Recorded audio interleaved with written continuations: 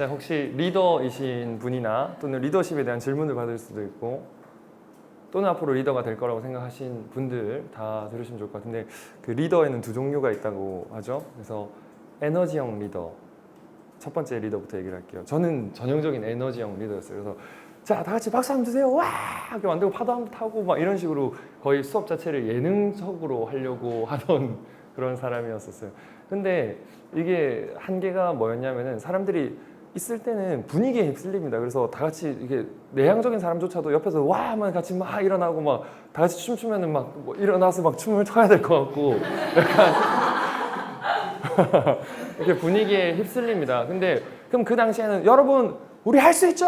네! 하고 막 이런 식으로 자기가 자기답지 않은 모습으로 막 억지로 또 대답을 하게 될 때도 있고 또 그게 긍정적인 효과도 있어요. 이렇게 대답하고 나면 또 막 바뀌는 거 실제로 있기도 하고요. 근데 이제 집에 갈 때 문득 그런 생각이 들 때가 있어요. 아, 내가 아까 왜 그렇게 했지? 막 이러면서 이상하다.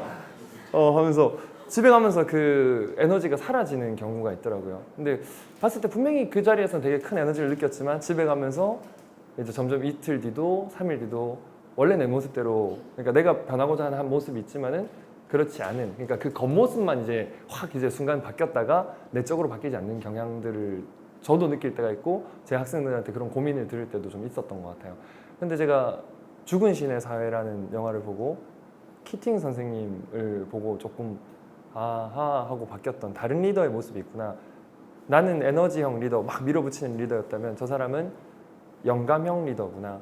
왜냐면 에너지형 리더는 막 물기를 일으켜서 파도를 만들어낸다면은 근데 그 파도는 시간이 지나면 잔잔해지는 거죠.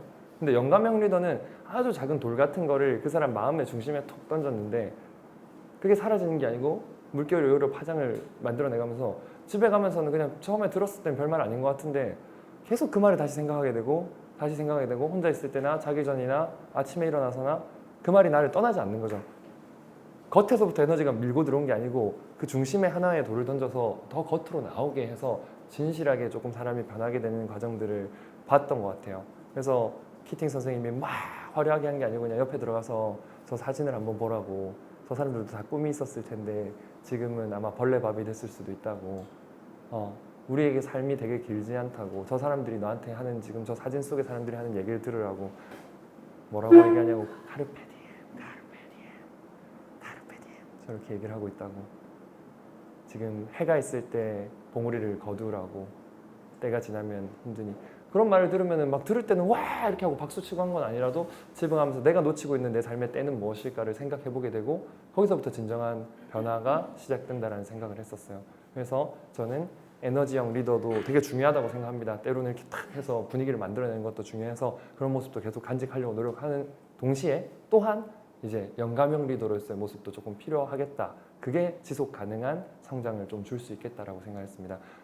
질문하겠습니다. 에너지형 리더이십니까? 영감형 리더이십니까? 둘 중에 하나 옳은 게 있다라고 생각 안 하고요. 뭔가 하나가 있다면 다른 것의 장점도 좀 취할 수 있다면 우리가 이런 화려한 옷도 필요하고 편한 옷도 필요하듯이 각자 필요할 때 잘 쓰일 수 있을 거라고 생각합니다.